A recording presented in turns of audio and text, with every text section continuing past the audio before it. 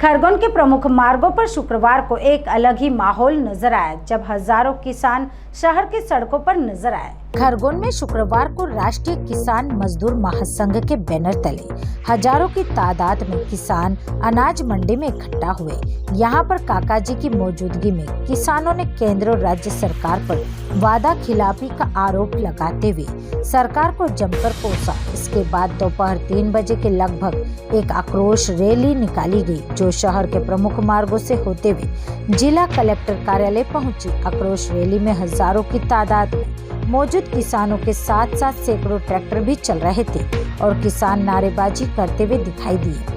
Collector कार्यालय पर ज्ञापन सौंपा गया। इसमें केंद्र और राज्य सरकारों के नाम से अलग अलग ज्ञापन दिया गया। ज्ञापन लेने के लिए अपर कलेक्टर रेखा राठौड़, एसडीएम विजेंद्र कटारे मौजूद थे। उनके साथ ही रोहित श्रीवास्तव, सहकारी बैंक के प्रभारी प्रबंधक संध्या रोकड़े, मंडी सचिव शर्मिला निमामा, कृषि सहायक उप संचालक प्रकाश ठाकुर भी मौजूद रहे। किसानों की भारी संख्या को देखते हुए पुलिस बल भी मौजूद रहा। करीब 5 से अधिक थाना प्रभारी, एसडीओपी, एडिशनल एसपी पूरे समय कलेक्टर ऑफिस के गेट पर नजर आए। ज्ञापन के माध्यम से मांग की गई है कि विदेश से आने वाली कपास को शुल्क फ्री किया गया, उस समझौते को रद्द करें।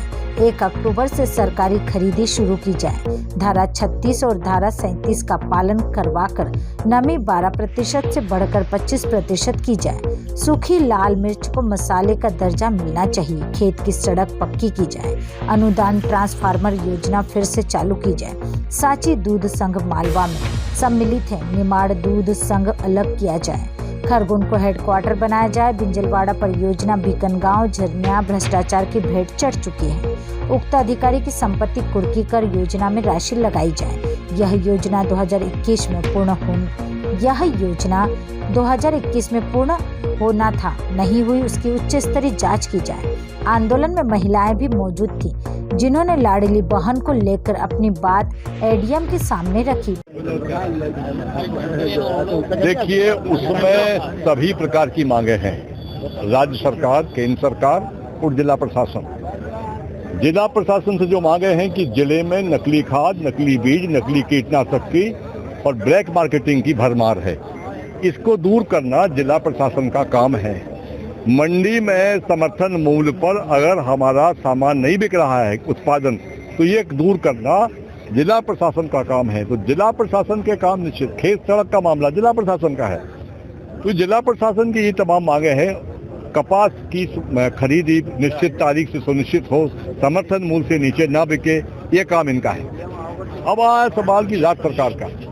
राज्य सरकार का ये काम है कि लैंड पुलिंग एक्ट जो लाके आए हैं आप, और भूमि अधिग्रहण कानून पहले से चल रहा है, तो लैंड पुलिंग एक्ट में हम 1 भी सेंटीमीटर जमीन सरकार को अधिग्रहित नहीं करने देंगे और ना ही हम भूमि अधिग्रहण कानून का विरोध करते हैं, उसको वो सरकार को वापस लेना पड़ेगा। ये लैंड का मामला जो है वो इनका नहीं है, वो राज्य सरकार करेगी। अब आया दिल्ली की सरकार, तो WTO से इनको बढ़ाना पड़ेगा। फ्री ट्रेड एग्रीमेंट, मुक्त व्यापार समझौता के कारण कपास पर आयात शुल्क इन्होंने 0 किया है, जिसके कारण भारत के व्यापारी अमेरिका के कपास व्यापारियों से संपर्क करके अमेरिका से बड़े पैमाने पर कपास भारत लाने का काम कर रहे हैं, जिससे मध्य प्रदेश के या देश के कपास उत्पादक किसानों का कपास नहीं बिकेगा।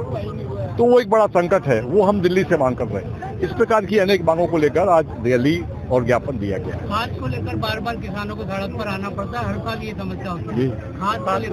खाद के लिए सड़क पे आना पड़ता है। देखिए, खाद मिला जुला मामला बनता है राज्य सरकार का और केंद्र सरकार का। राज्य सरकार डालती है, केंद्र सरकार डालती है राज्य सरकार। देखिए, अगर खाद नेता कह रहे हैं किसी मंडी खाद की कमी नहीं है, तो लाइन क्यों लगी है? लाठीचार्ज क्यों हो रहा है? रात रात लाइन क्यों लगी?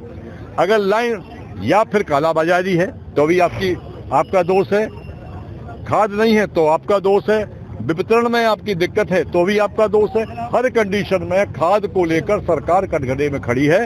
रात भर किसान लाइन लगाए खड़ा हुआ है, ऊपर से नकली खाद की भरमार पूरे प्रदेश में।